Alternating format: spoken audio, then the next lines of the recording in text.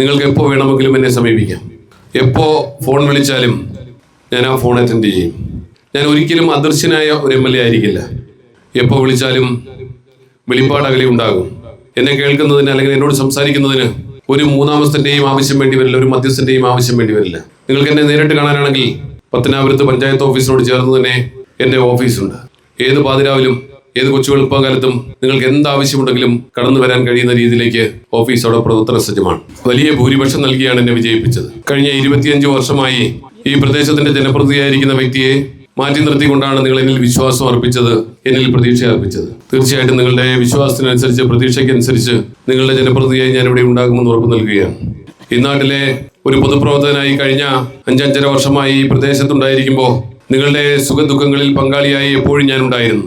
ഈ പ്രദേശത്തിലെ ജനങ്ങളോട് ചേർന്ന് നിന്നുകൊണ്ട് കഴിഞ്ഞ 5.5 വർഷമായി ഈ പൊതുപ്രവർത്തകനായി രംഗത്തുണ്ടായിരുന്നയാളാണ് ഞാൻ.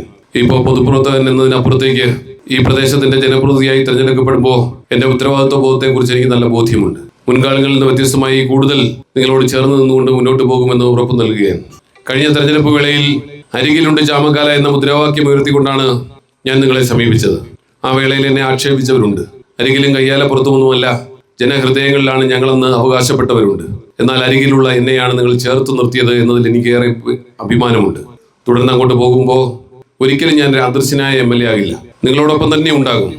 നിങ്ങൾക്ക് എന്നെ നേരിട്ട് കാണാനാണെങ്കിൽ പത്തനാപുരത്ത് പഞ്ചായത്ത് ഓഫീസിനോട് ചേർന്ന് തന്നെ എൻ്റെ ഓഫീസുണ്ട്. പത്തനാപുരം പഞ്ചായത്ത് ഓഫീസിൽ നിന്നും പോലീസ് സ്റ്റേഷനിലേക്ക് പോകുന്ന വഴിക്ക് തന്നെയാണ് രണ്ടാമത്തെ വീടാണ് ഓഫീസായി പ്രവർത്തിക്കുന്നത്. എപ്പോൾ വേണമെങ്കിലും കടന്നു വരാം. ഏത് പാതിരാവിലും ഏത് കൊച്ചു വെളുപ്പകാലത്തും നിങ്ങൾക്ക് എന്താവശ്യമുണ്ടെങ്കിലും കടന്നു വരാൻ കഴിയുന്ന രീതിയിലേക്ക് ഓഫീസ് അവിടെ പ്രവർത്തന സജ്ജമാണ്. അപ്പോൾ നിങ്ങളോടൊപ്പം എല്ലാ അർത്ഥത്തിലും എപ്പോഴും ഉണ്ടാകുമെന്ന് ഉറപ്പ് നൽകുകയാണ്.